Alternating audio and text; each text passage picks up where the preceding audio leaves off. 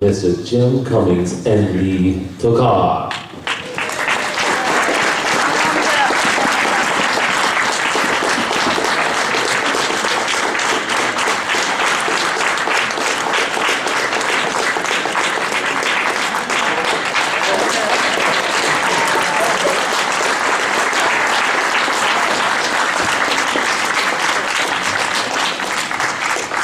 Hi, he's Lee, I'm Jim. There's North. Hi, he's Jim, I'm Lee. Good morning. Hi, everybody. Save us. Come up here and he's, North is going to moderate it. Guts out for us here. Yeah, we have one more coming. We're good. So yes, is everybody having a nice fuzzy day? Are we here soon? Furry day. Very good. Hello. Take it away, North. Yeah, was anybody down in the Pop Pet Show earlier? Here we go. North. There we go. Hey, yeah. Was anybody down in the Pop Pet Show earlier? Yes? Yes. So, well, that's Roger over there. He was just in the Pop Pet Show. Hopeless fanboy, that one. And he was so excited that we have these two guests here with us today. And we were at breakfast this morning and just thinking, well, what could we do that would be maybe even more exciting than having the two split up and making all the fans be in two different rooms and not be able to see both guests. And we thought, well, let's just do this and bring it all together. So what we'd like to do here this morning is just let these two gentlemen talk to you a little bit, tell you about some of their characters, some of their experiences working in their profession, and see where it goes from there, and maybe take some questions from y'all too. Did you bring some questions? Yes? Yay! Yes. Okay. So I'll let you all take it away for a little bit, and then we'll take a few questions and see where it goes from there. Sounds great. And we would First have of a all, great let's have hour. a round of applause for North for being an amazing moderator. There you go. Phaser's on stun. Yeah. Alrighty. Uh-oh. Can't get Crises. They can't get a third microphone. That's a third microphone. So the microphone. That's a third Get a microphone. This is no problem. This is Microphone. Don't tell anyone. They came to hear you guys. Oh, okay. So hi. Anyway, he's Lee. I'm Jim. He's Jim. Still. And you go first because you're cuter. Oh, go on. No, please. Oh, keep shucks. going. Yeah, All oh, right. please keep going. Well, I don't know. I don't think I should be going first. You started out as a child. Yes, Right. Jim Cummings. Wow. I'm Lee Tockar, and I'm glad that we did this because then we get twice as many people here, and we talk half as much. That's true. So it's That's good. right. So it's good. So we get to tag team, and then we get to hear from you guys more. So this, I guess, your panel was about your characters, and my panel was going to be about voiceovers and my characters. So it's just going to be about voiceovers and both of our characters. Critters galore. Critters galore. Yes. Critters a go-go. Yes. Well, where to begin? I guess it's hard to know because I don't know how many people here were at the luncheon yesterday? Okay, so a couple of those. And how many people were at Jim's, you had another, did you have a panel on Friday? And how many people were at any of my panels? Okay, a couple of you. So I don't want to repeat myself, so I don't really know what to say. That's right. I'll make up his resume. Yeah. And we'll take it from there. No, but well, for starters, I was one of those kids that was always in class and making the weird, dolphin noises in the back of the room. And apparently there were no dolphins in St. Columba. So I ended up in the hall instead of the classroom, or the principal's office instead of the classroom.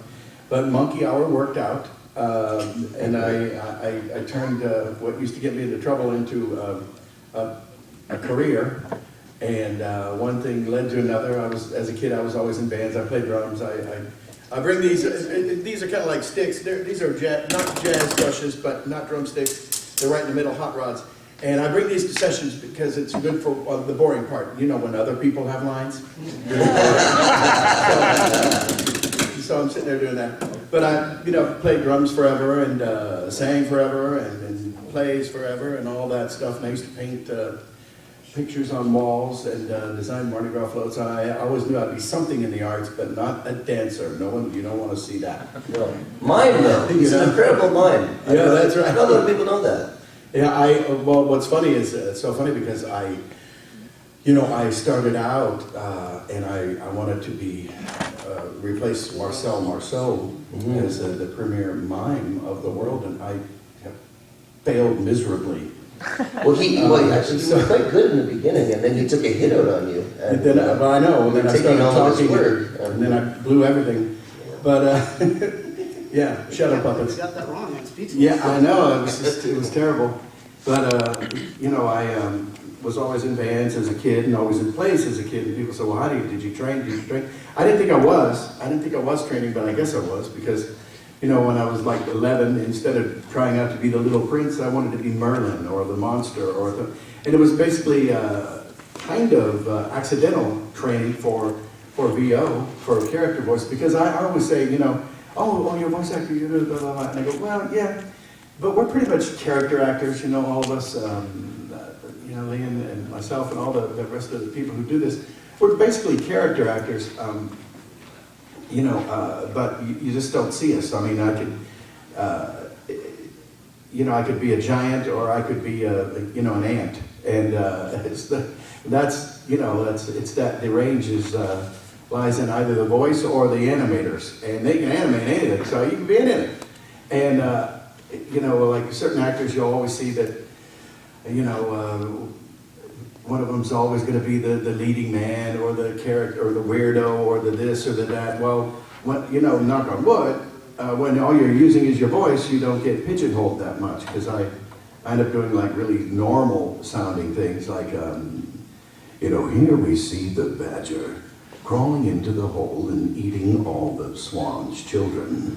Which is of course a very that was one of my favorite pieces that you did. That was warm, fuzzy story. And then you can be Tasmanian devil in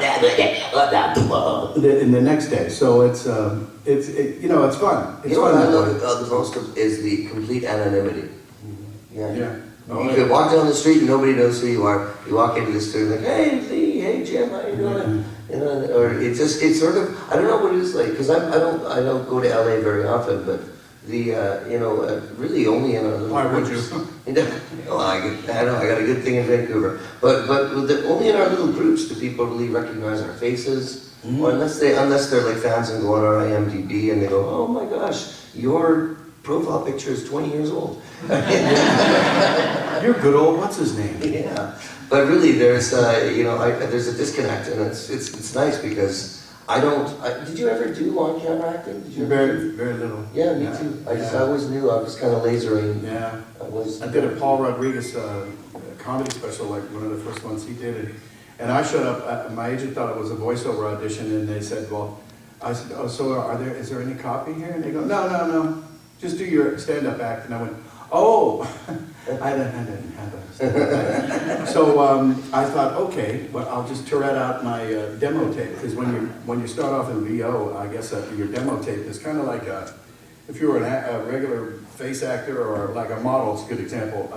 Their calling card more or less is their portfolio. It's all these pictures. Here I am as a cowboy.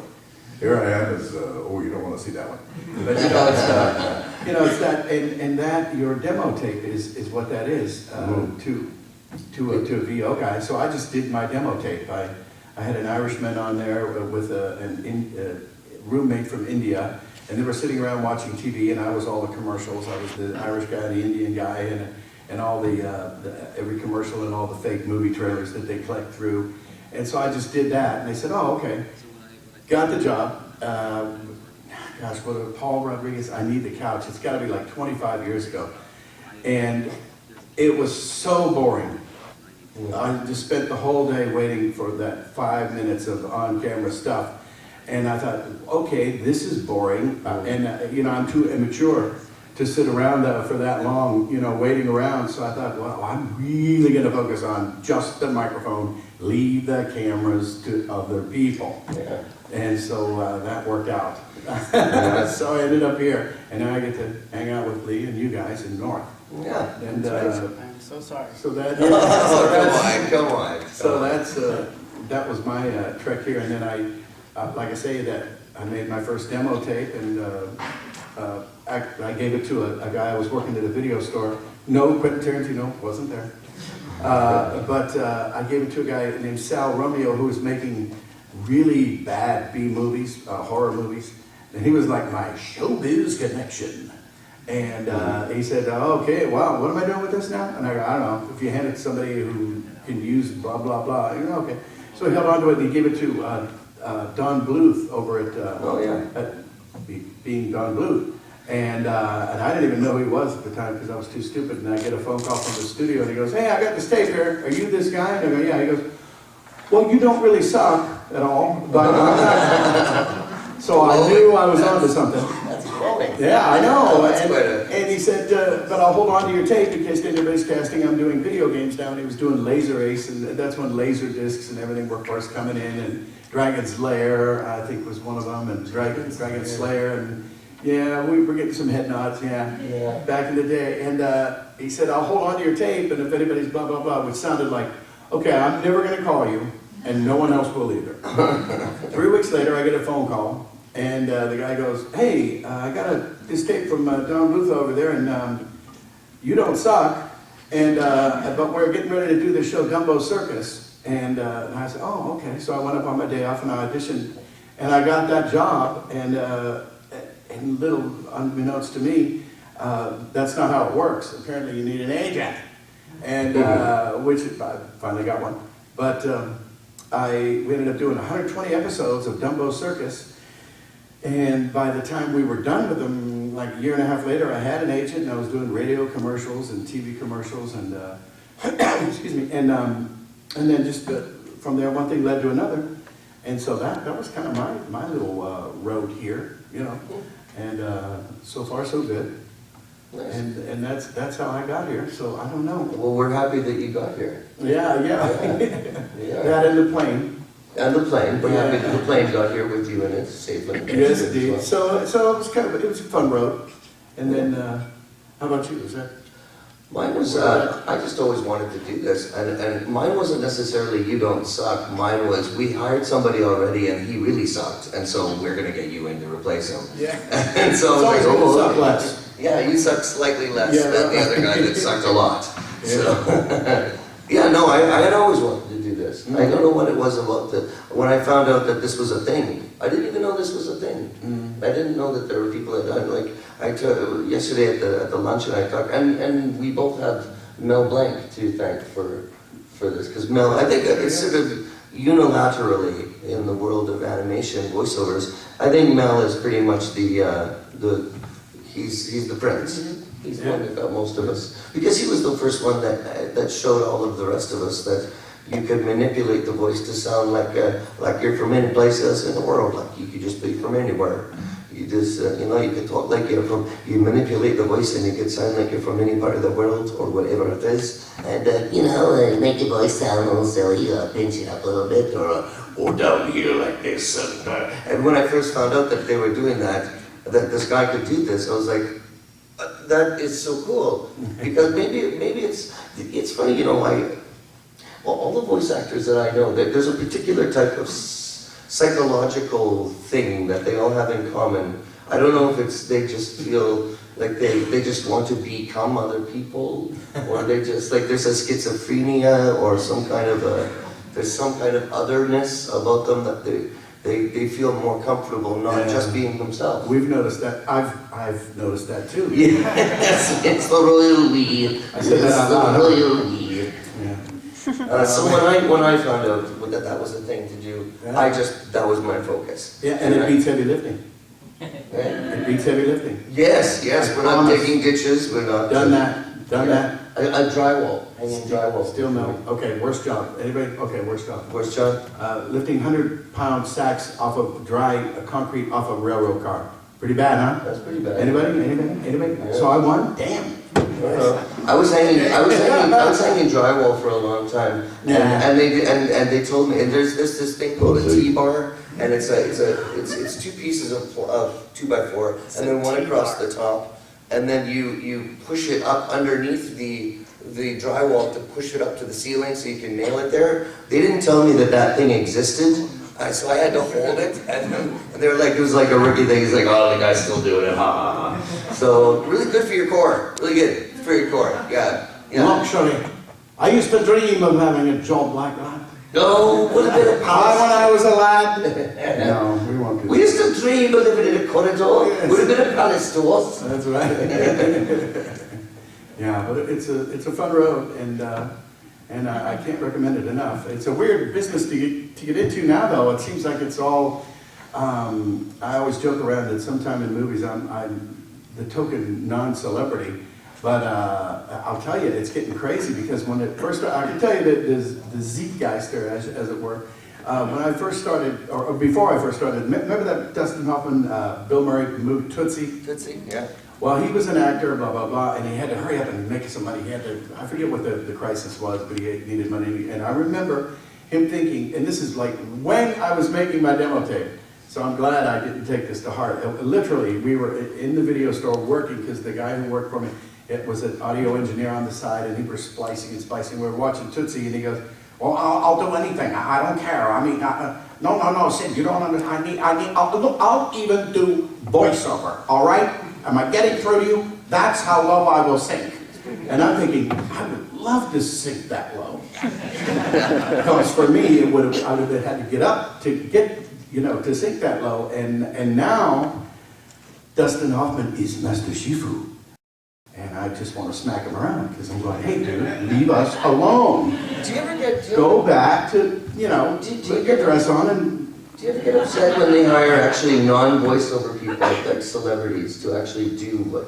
I always got really upset, and I still to this day when I know that they're hiring celebrities that have a voice that is recognizable, but they don't know how to voice act. No, They're just actors, but they're actors, but they're known for their voice, but they don't know how to voice act. It makes me so upset. Yeah. I'm like, go back in front of the camera and this is where we live. Yeah, Leave this they're alone. not all Robin Williams and Tim Curry, the other guys, Yeah. But and besides, I mean, I wrote an article, I remember, years ago, they were asking people what are in the voiceover community, what about, because all of a sudden it's like, wait a minute, it's okay if I'm competing against, Joe Blow or Iggy, whoever, but now all of a sudden it's like Brad Pitt and Tom Cruise, and I'm going, leave us alone. I'll tell you what, I won't mess around with Angelina Jolie unless she begs me, and you stay away from the microphone. Just go somewhere and be handsome, damn you. Leave us alone, I mean, and if you think about it, it makes sense because if anybody has any kids or your nieces and nephews, have you not heard them sitting around going, I'd really like to go see a movie. If only Martin Sheen could play the leprechaun or something. No, they don't say that. They just don't do it. I mean, who was Pinocchio? When people were little kids, I mean, did you really care? Who was doing Bugs Bunny? No. But nowadays, I understand it. They get these celebrities on there and they can go on, Tonight Show or Jimmy Fallon or fill in the blank, Letterman, and they get a little free publicity for it. So I get it, but on the other hand, leave us alone. Exactly. So my mini rant here, Oh, I love it. Oh, rant away. Well, I think we're gonna start taking some questions. Yes, Sure. I have one to warm you up with. Okay. I was up in the room going over your CVs the other day to try and figure out what we were going to talk about, and I was trying to find some common ground where maybe you'd worked together. And I didn't find anything. So I was going to ask, did I miss it? Was there Different zip something? codes. What would it have been like had, say, an air pirate come to deliver toys to the Island of Misfit Toys? Well, see, that's the thing. See, for example, Island of Misfit Toys, I was working with Whoopi Goldberg, John Goodman, I was working with Terry Gilliam, I was working with all these people, and of course, I got to play Charlie in the box, which was iconic for me, and I was like, oh my God, it's like nobody wants to play with a Charlie in the box, but we were never in the same place. Whoopi was in one place and we were phone patched, and I was talking to John Goodman, but he was in another place. Terry Gilliam, actually my friend Chris Chesser, he's a producer that works with Karen Glasser and Kevin Costner and all these people, and so they're producers, and they got us all together to do these things. He's best friends with Terry Gilliam, so actually Terry Gilliam actually said that I was very good, and I was like, Terry Gilliam thought I was really good, woo! So, but we're never in the same place, so we would never really be. Oh, yeah. Especially because you work in LA, I work Yeah. in Vancouver. Yeah, it's that way a lot, by the way. You know, just for the record, people will say, well, what was it like when you did this and did that and blah, blah, blah, blah, and was she this and was she, I don't know. I just make stuff up. Weren't there. Yeah, I make stuff up all the time. Whoopi, oh, she's terrible, smoking all the time. Smoker. Just make stuff up. You know? Yeah, why not? But I remember when we were doing a show called Tailspin, and Baloo, yeah, good old Tailspin, great show, and we started off with, Phil Harris, the original Baloo, give me the bare necessities. Well, he was still with us at the time, and gosh, he had to be like 89 or so, and all our cool old guys were getting older, and he tried to do the show, Tailspin, maybe 6 shows, tops, and then they realized, oh gosh, plus he lived in Palm Springs, so it was an effort, and but the good news was I got to know Phil Harris, and he was just an amazing guy, and I remember telling him that Jungle Book, at that time, as a little kid, that was my favorite Disney movie, and it was all the way up until Aladdin or Little Mermaid, then it was kind of like tied for first place, and then of course from that point on, my favorite Disney movie was whatever one they would put me in. But anyway, I got to meet Phil, and I said, Louis Prima has always been, my dad loved him, and he was King Louis. You remember? Well, I'm the king of the swing of woe, the jungle VIP. That dude. And it was great, and I go, so that was really amazing the way you guys, love it away, that bold dabba, yabba dabba dabba with the da da da. Ooh, ooh, ooh, ooh, ah. And I said, well, how'd you guys make that up? And he goes, we never met. I said, what? He goes, no, I met Louis. I knew him. He was a cat. And I go, well, he called somebody a cat. I was back calling people cats. So I said to the cat, the cat. No, but he said they were never there. They were never in the room. And people say, well, this and that, or blah, blah, blah. Well, I've done harmonies and songs with people who were not there. The rub is that in animation, every now and then you do it, don't get me wrong, but like you're always kind of flying solo. And you don't really, quote unquote, work with the people. You bond with them later and go, hey, that was pretty good. Did you make that? Yeah. And then they sit there and they'll do like 4 or 5 takes of each line or each song, and then they blend it together. It's all put together in post. You ever hear that expression? Well, we'll fix it in post. Yeah, they do. That's what they do. And so as a result, we don't quote unquote get to work together with the way a lot of people think. But, So that's far, not bad. we have not worked together. But in the future, maybe one day. That's right. I'd like to believe that we will. I would be honored. I'd be honored if we did. Amen. Not so far though. Not so far. Well, this panel's a good start. It's a great start. There you go. Here we Speaking go. of start, let's start taking some questions. I want to start with the back of the room so we can hear how well we hear you guys. So how about, I see the guy, and yep, you in the black shirt, right in the back of the room, stand up and holler your question as best you can so we can hear it. And sing Circle of Life for us before you start. Or sunrise, sunset. Either one.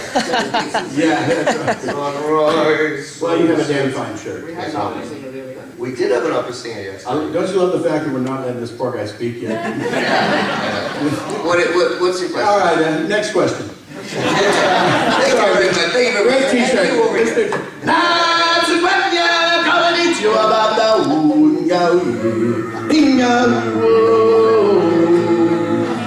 Okay, yeah. All right, thank you, in the process. Nice to see you. See you tomorrow, everybody. You Bye-bye. better have a good question. Have you guys ever thought about doing a rip track? No, next, and anybody else? No, I'm sorry. I didn't Rip hear what you tracks. said. Dude, I'm kidding. What'd you say? What is rip tracks? What's a rip track? As the guys from Mr. Science Theater, they sit down and they tackle the whole movie. And you basically download the MP3 and you tackle the whole movie. I would never make fun of anyone. No. Especially not all the fine quality television and movies that are coming out of Hollywood today. Yeah, that would be fun. I do that accidentally. I do that like at home. I saw, did anybody see the movie Gravity? Was I the only one? I mean, everybody in the world was nuts about it, and I'm going, this is pretty good. Oh, ooh, another crisis. Now, and I ended up Touretting my way through it, pretending that Sandra Bullock was ordering, because she was trying to hook up with the Chinese satellite. I ended up just Touretting the rest of the movie out. Yeah, we're from a Chinese satellite. You come, yeah, you order sweet salt pork. Yeah, we come over. You crazy white lady, spin around the world. Oh, well, I'm sorry, I can't hear you. Going in a tunnel. Sorry, I got no boss. I got no boss. Yeah. I got no boss. So I accidentally did it. But that was at home. I never, but it was fun.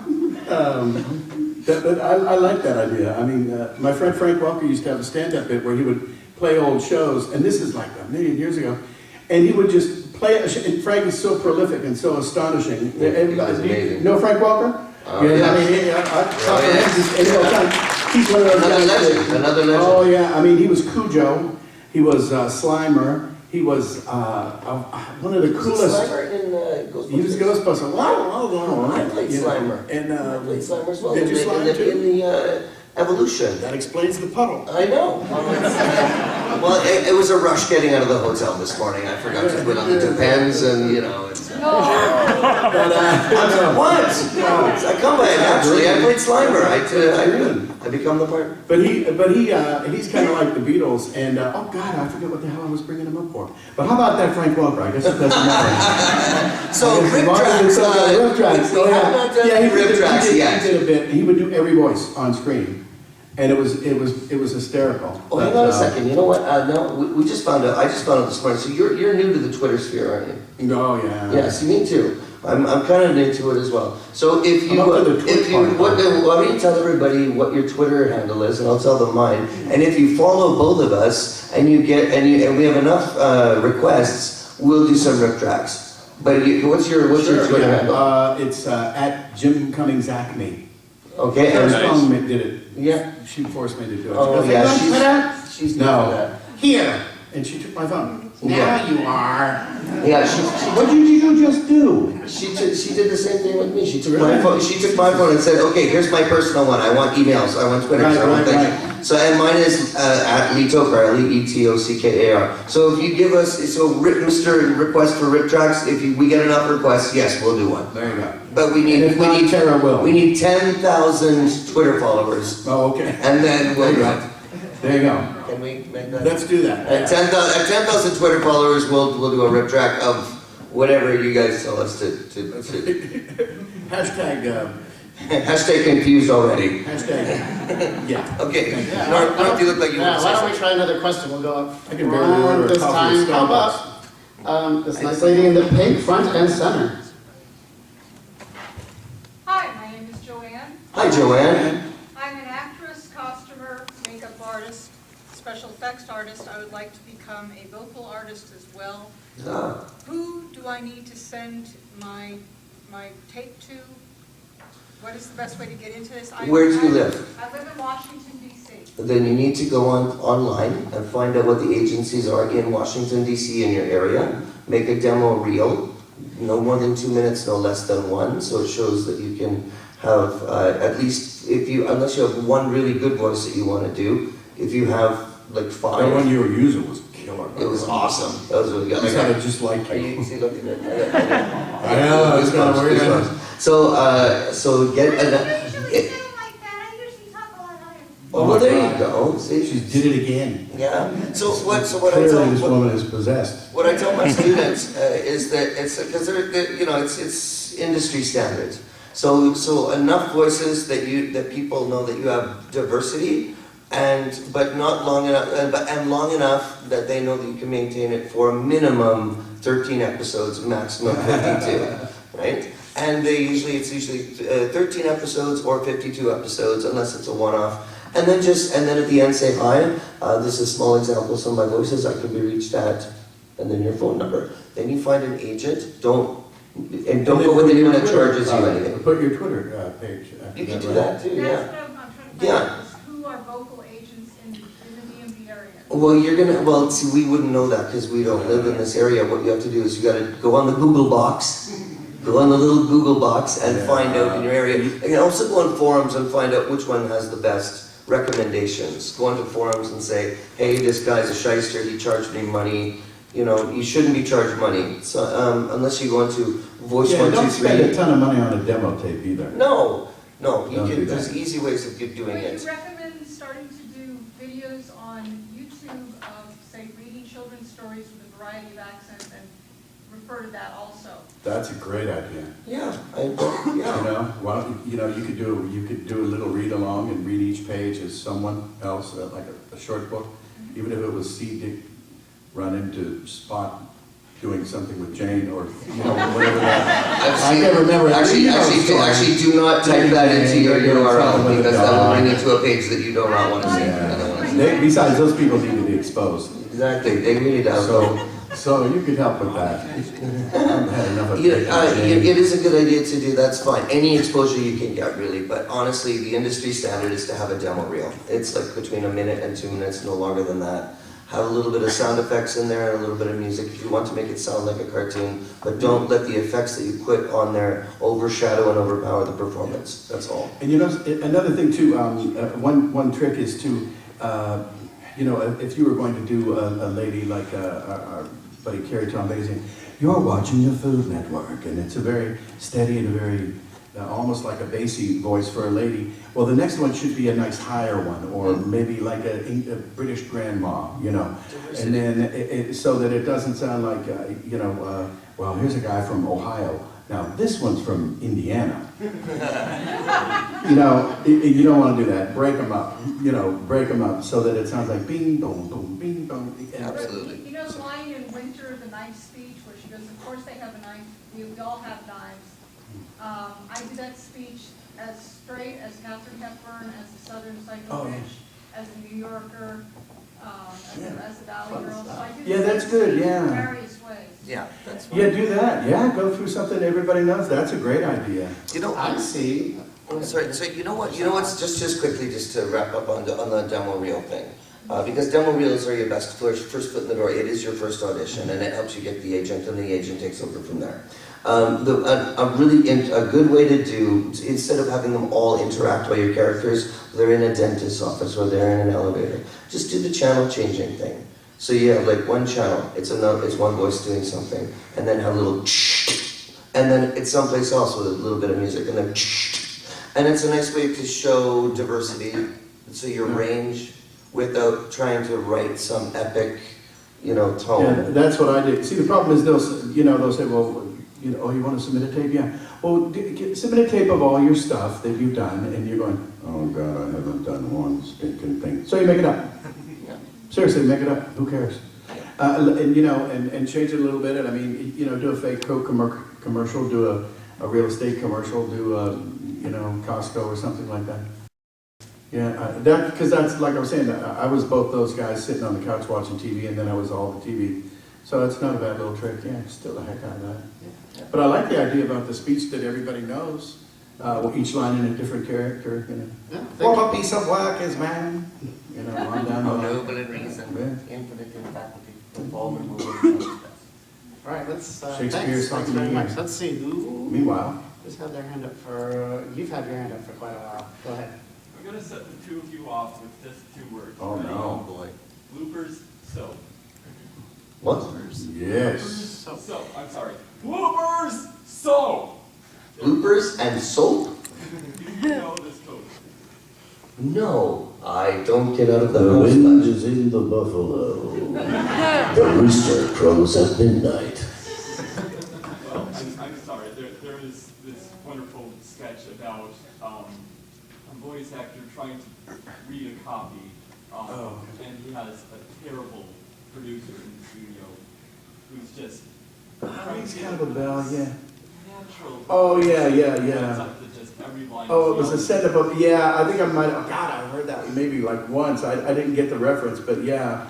It's, yeah, I know what you're talking about. He's talking about a bit that, it's kind of like a typical day in the studio. Yeah, George, can you give us, here's take one on, you know, Costco. Yeah. Come on down to Costco. for the best prices on all day long this Tuesday. No, sorry, no, a little more like, come on down to Costco for the next. Ooh, okay, that's no good. And you get that. No, more natural. And you're going, what the hell? Yeah, because we all sit around talking. You know, at Costco, you can get, half off on turd sockets galore. I mean, I don't even know what the hell. That's not natural. It's like the famous Orson Welles outtakes. Did anybody ever hear that one? That's funny. We know a remote farm in Lincolnshire. Now, if Maurice LaMarche was here, he would do every single line. Yeah. He Tourette's that out all the time. But that's a typical thing of, and whenever, they'll direct you around in a circle a lot of times. No, it's got to be more subtle. Well, somewhere on Kansas, a small boy was growing up. No, it's got to be, well, no more. Okay. And then next thing you know, you're all the way back around it. No, we need subtle. Somewhere in Kansas. And it's all you can do, so, in other words, like the first one?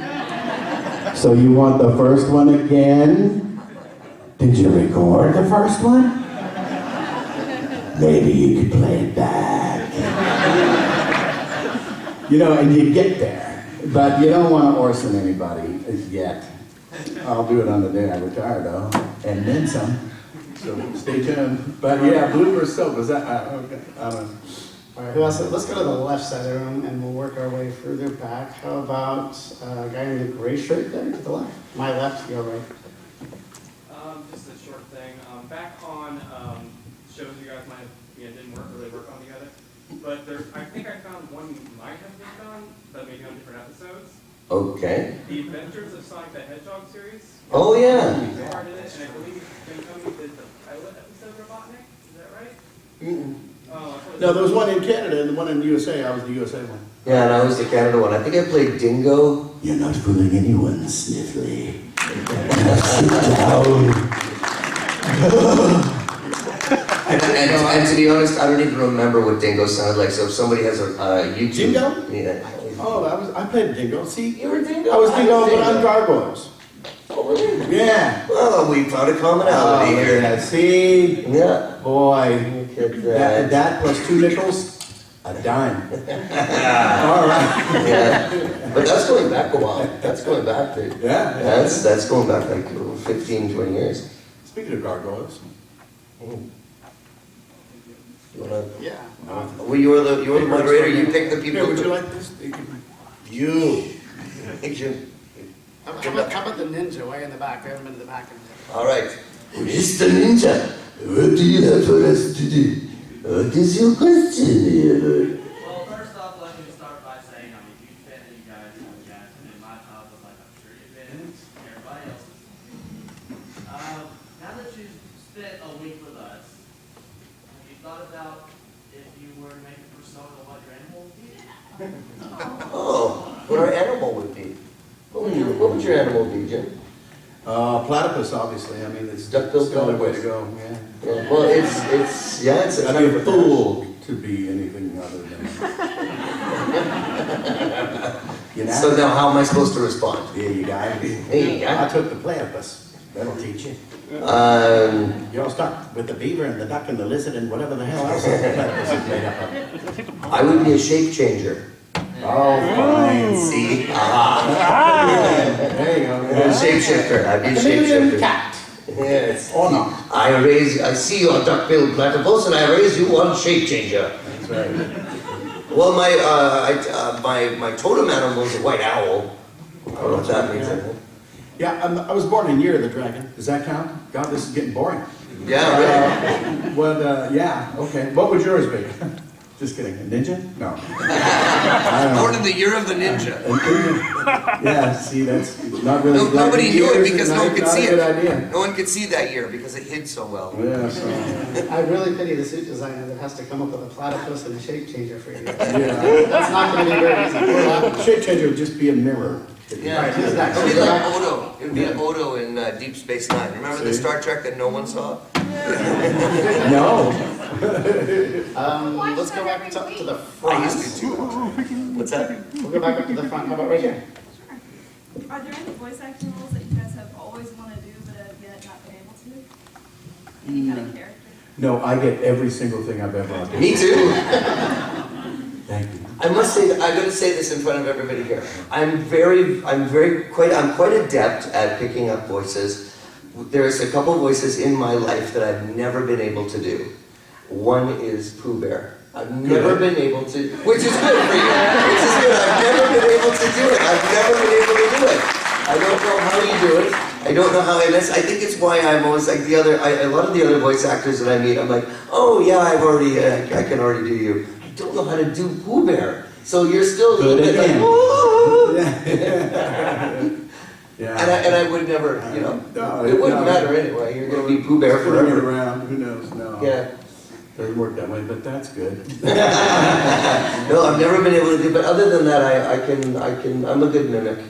So, Oh, so and far the so good. character roles, like any kind of villain or hero that just hasn't existed yet, do you guys have kind of role of? That doesn't even exist yet. Yes, How are we to know what this that's the is? one. That's the one I was hoping for, but it doesn't exist yet. Yeah. Thanks for bringing it up. God, Just way to rub salt in the wound. Thanks. That one that we'll never get because it doesn't exist. Pouring from every wound on my body. Thank you for pouring It's a nice bloody Robin salt Leach. in there. It's a very nice Robin Leach. Oh man. Oh God. So yeah. I was really happy, like when you get those iconic roles, like there was another Pooh Bear before you, wasn't there? Well, Sterling Holloway. Yeah, Sterling Holloway, and he That was was. just the way he spoke, though. Yeah. He was, a lot of character actors. Like we were just talking about it, like Eddie Murphy, great in Mulan, great in Donkey, but boy, he's Eddie Murphy. Cheech Marin, same thing. Every time you hire them, they've got that groove. That you're hiring them for that. It's a character voice, but it's only one. Which you know what I mean. If you're going to be a one-trick pony, make it a good trick, I guess. Yeah, I guess so. Yeah. So yeah. So that must have been so exciting when you got that. Do you remember what it was like? Yeah. You Well, I probably get this remember thinking question I all was the not time. like. Do you get this question all the time? What's that? Was it? When you got Pooh Bear, I mean, that must have been such. Well, I see. I mean, so at the exciting. time, I thought it was really great, but he hadn't been around in like 25 years, this is back when Disney and ABC were two separate companies. This is 87 is when they started that series, and I didn't know that it was going to sort of blossom over the next 30 years of. Into movies and specials and like 2 or 3 Valentines, 2 or 3 Christmas, 3 or 4 New Year's and Easter specials and Thanksgiving specials and Halloween specials and the Tigger movie, Piglet movie, Winnie the Pooh last movie. At the time, I didn't know it was going to, all that history hadn't been made yet. So I was just tickled pink. I'm happy as hell to do it, but I didn't know it was going to be that big. And there was just a recent one that was all hand drawn. Winnie the Pooh, yeah. Winnie the Pooh that was hand done. Yes. Yeah. Everybody from Princess and the Frog moved right over onto, because all Disney's A team, the monsters of animation, real, actual, hand-drawn, handmade, we did everything you saw, animation, were all done with Princess and the Frog, and they go, well, what are we going to do next? Well, we're going to do Winnie the Pooh. And Andreas and Mark and all the astonishing Disney animators just moved right over and went, oh, I want to draw Tigger. Andreas Deha, the astonishingly gifted guy, he went over, and Mark Hand, who does every Disney princess, did Pooh, but he wasn't very princessy, but it worked, yeah. I still haven't seen that one. I want to see it. Yeah, it's one of the best ones ever. But they released it on this exact moment of the very last Harry Potter thing, and it was like, why didn't you put it up against the Smurfs? We'd have killed the Smurfs.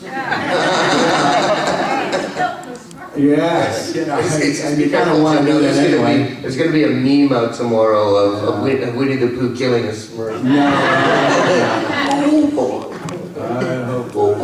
I've seen those T-shirts.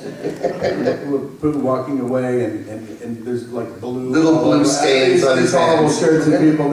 Isn't it funny? No, not really. It's kind of sad. Anyway.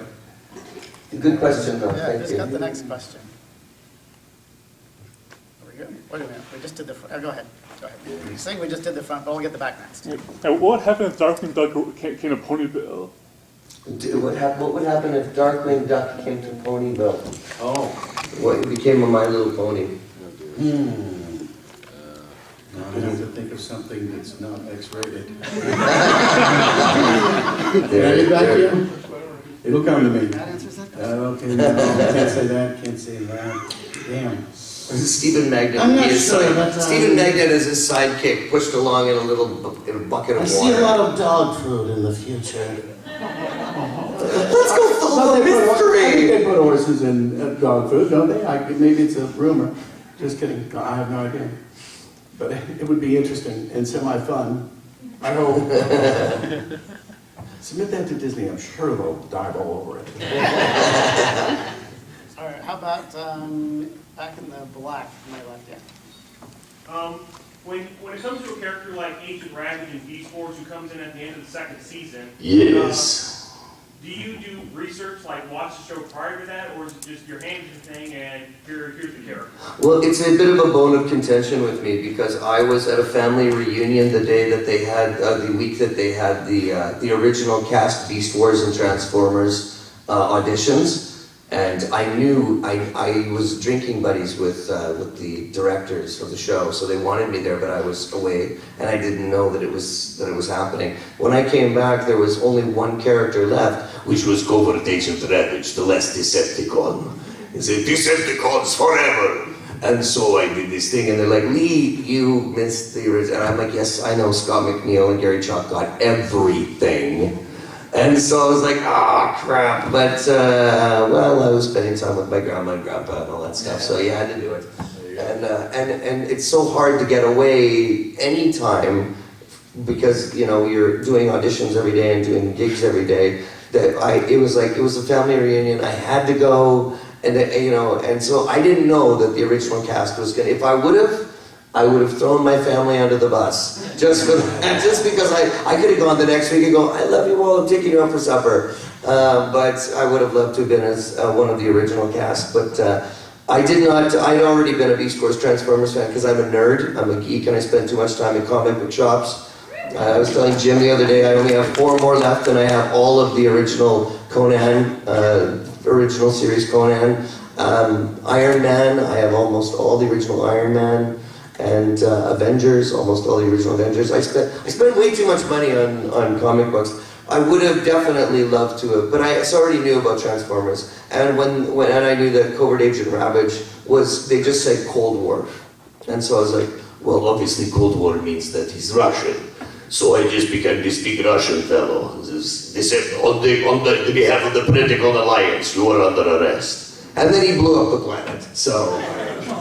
Yeah. So no, as one does when you're an 8-foot-tall metal panther. All right, another question? Let's go all the way to my right, your left there. Go ahead. So in a world where, you know, voice acting becomes more and more You have to say it. In a world, one man on the edge of space. Okay, there you go. Thank you. Now you may continue. where voice acting becomes more and more popular by just phoning it in a way. How often do you guys have to travel still? You mean out of the house? I What do you mean travel? Yeah, it's not a really big traveling gig. Yeah, it's not like you have to be on location. As long as, I mean, any location with a microphone's good. Yeah. Sort of. I've shown up to work in a bathrobe twice. Because nobody sees me. So I mean, it's really from the couch to the studio. Yeah. I really have done that. Yeah. Oh, yeah. That's fun. I used to dream of wearing a bathrobe. Would have been a palace to us. Yes, that's right. Yeah. It's not a big traveling. Yeah, it's not a but and with technology being what it is, you can do a lot of your MP3s. You can send them in from your home studio. You have a home studio, right? Mm-hmm. Yeah, you can't do animation and you can't really sing from home though. I kind of like getting up and going out to work anyway. I feel like, you know, I have a blue collar work ethic toward a no collar career. So, but that's not travel. That's just getting up and driving to like LA Studios or Bell Sound or one of, you know, Salami, or Disney or somewhere, you know. But yeah, not much travel. I would take it. It would be awful to have to go to like Tahiti to record something, but I guess I could struggle through. You can make that happen. I'm there. Again, 10,000 Twitter followers and we'll do whatever you want. There was a fan yesterday that drew Jim. Is she here? Oh, yeah. Is she here? Terrible. So here, you probably all can't see this very well. This is a drawing. I was just going to give it to Jim now. Oh, wow. I think you really need to update your headshot. Oh, yeah, oh, man. Unfortunately, it looks just like me. No, that's great. Well, thank you, Marjorie. Major. Right first time, Marjorie. Marjorie Rochelle. Oh, very good. Rochelle? Yeah, I gave you drawing earlier at this convention, so I guess Yes, you did. I'm your portrait artist now. Yes, you are. I know. Thank you. Okay. Okay, now Jim is leaving today. Of course, I leave tomorrow, so I'll be expecting mine sometime tomorrow. Whatever's good for you. Whatever. Okay, take your time. All right, we have time for just a few more. We haven't been to the front again recently. What about the fuzzy? Yeah, let's go ahead. Actually, my question was for Jim. I was a big fan of Rescue Rangers as a kid, and I hear rumors that you're bringing Monterey Jack back in a remake of Chip 'n Dale's Rescue Rangers. Can you tell us anything about that? Oh, yeah, he's saying that they're about the rumors of a Chip 'n Dale Rescue Rangers movie. I think it was inspired by the Chipmunks, because, we were cold. But, no, I don't know. I've heard that. I mean, what'll happen? It'll be like, let's get Russell Crowe. I think he'd be, I'm telling you, I'm waiting for that. But it'll be one of those, or else like, Paul Logan, because Monterey Jack was from down under, he was from Australia. And so I don't know, knock on wood, I'm not even going to jinx it or anything, but yeah, that'll be great. I'll be there. I think what Jim is saying, he'll go in, we'll go anywhere with the page. Anywhere that. Yeah, so, call them up and harass them. Twitter them. Yes. How about, she's right there with the steampunk glasses. Hi. So earlier on in the panel, you were talking about how that you don't actually work with people, you work with the microphone via direction. And I imagine that there's kind of, you're called in order, and some people have to lay their voices down first, and some people lay them down second. Have you ever heard the finished product and thought, oh, if I'd known that actor was going to deliver the line that way, I would have inflected it differently when I did it? And feel as though there's a bit of is there ever a gap in between where you think the idea is going and where another actor thinks the scene is going? Boy, I don't know. I don't. You don't really get to review anybody else's reads or anything. You just roll your own dice and hope you're hitting the bullseye there. Yeah. It's up to the director at that point. Yeah. The director knows what everybody's take sounds Yeah. like. In ADR, audio dialogue replacement, then you really have a disconnect because you don't know what anybody else is doing. You just fit your words into the mouth flaps as the time rolls by. With big movies and stuff where you're working with it's like herding cats because all of the other Hollywood actors are really busy doing their other things or they're in other countries, and so it's really difficult. But for a series where, I don't know, you're not really we're all in the same room. Reads. For a series work, we're in the same room most of the time. Like all of my actors and myself, we're all in the same room. Very rarely will you not be in the same room when it's a series, because they're usually done in the city, and so they're all. I don't know, is it like that in LA? You guys are all in the same room when you're doing the series? Not very often. Really? Yeah, I wish it was. Yeah, Yeah, no. I like it. It's a lot better. They did that for Clone Wars, Star Wars Clone Wars, and that George Lucas wanted everybody as many people in the room as they could, and I like that so much more. That is so much much better. It's not that I've really heard somebody else's read and thought, well, why didn't I do that? And it's not to critique anybody, but I think I've had the opposite. I'm like, okay, that sucks. Why is he here? Not that I ever sat next to Lorenzo Lamas and got splinters from his wooden reeds. Oh, yes, I did. Sorry. No, I'm just kidding. But you don't really hear anybody else's audition. So you just do it. And I'll tell you what is horrible and terrible is that occasionally they'll have somebody come in there and read with you when it's a scene when you're, there's two characters in there, and it'll be, one of the aides or one of the interns, and it'll be, oh, we should go to the fort now. Oh, we're under attack, and we should run for cover, duck. And I'm like, yeah, okay, that's really compelling. Stop talking. Because your intensity level goes, whatever will we do? Oh, no. So there's that, but not the fellow actri. Actri. Yeah. That's plural of actor. I like that. Actri. Yeah, well, we're running short on time. And I know if our chairman, Uncle Kagi, were here, he would say something along the lines of, "Thank you, my good gentlemen, for being here today." Let's have Uncle Kagi off. That's right, yeah, he does sound a little bit like Sherman. Well, Sherman, this particular panel is over. I think that he sort of sounds like this. He sort of talks and stops and starts. And he's a little bit like Howie Mandel. I'd like to thank you all for coming today. And I hope that you had a very good time. And I'm not going to say that I want people to bring booze in front of me and place them. But if you did, I would be most appreciative.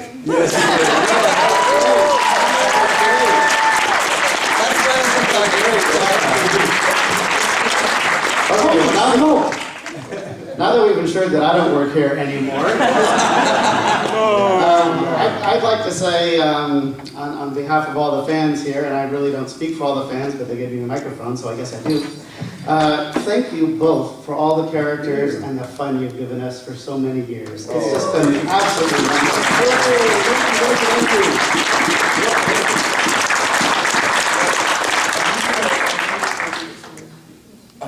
I think so. I don't know. Yeah. Well, But I think we're going to be the last autographs, by the way, in a little while. So. Yeah, so listen, now everybody, I know that a lot of you have been, a little bit about this fan-built thing that I'm working on, and other people have asked. Yesterday, I asked the good Mr. Cummings if he would be so kind as to do a brief little 2 minutes to give me a little nod for my fan-built project. If you want to stay and be here for 5 minutes while I set up the camera, if you're interested, that would be great. If not, thank you all for coming, and I would take you away and aside. What would you rather? Do you want to be here for that, or would you like to have this in private and we could send you off onto your way? What would you like? Well, if you want to stay. Okay.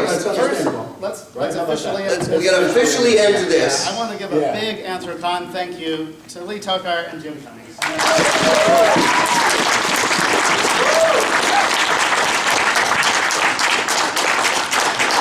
And we want to give a big thank you to all of you. Stay in pursuit. So I'm going to get my bag from Sherry, wherever Sherry is. And Jim Cummings.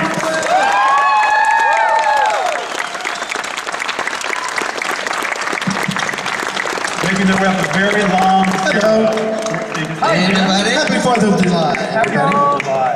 Happy Independence Day. Are you feeling independent? Good. Well, you're in the right place. Are you guys having fun still? Yeah! So what? I'm sorry, so what? There you go. That's better. So you guys have done some pretty memorable voices in the past. Jim, can you do one of Kinda. What is your favorite voice to do? Could you do your favorite voice? This one. How am I doing so far? It works, it communicates, my kids listen to it and know it, sort of.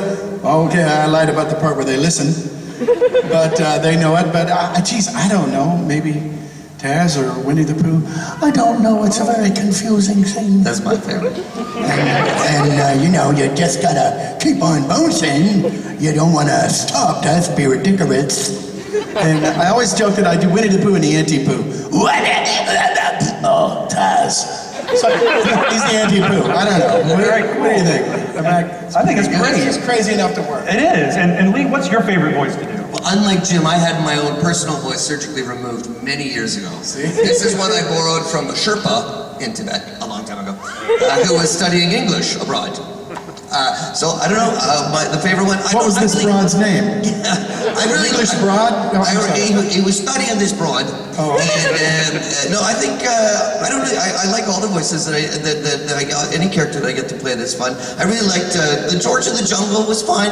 You know, which is me, but just a little bit dumber. Oh, you know, so that one. And I like the Dr. Frog. I really like Dr. Frog because he's like Peter Lorre, but not so smart. Yeah, but I think Warts and all. I think any chance. I think Jim will agree with me. Any chance that we get to play in front of a microphone with other silly people and get paid to leave our house, that's a great day for me.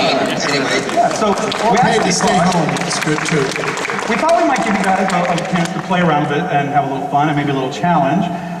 Everyone at AnthroCon knows a lot of fursuiters don't talk.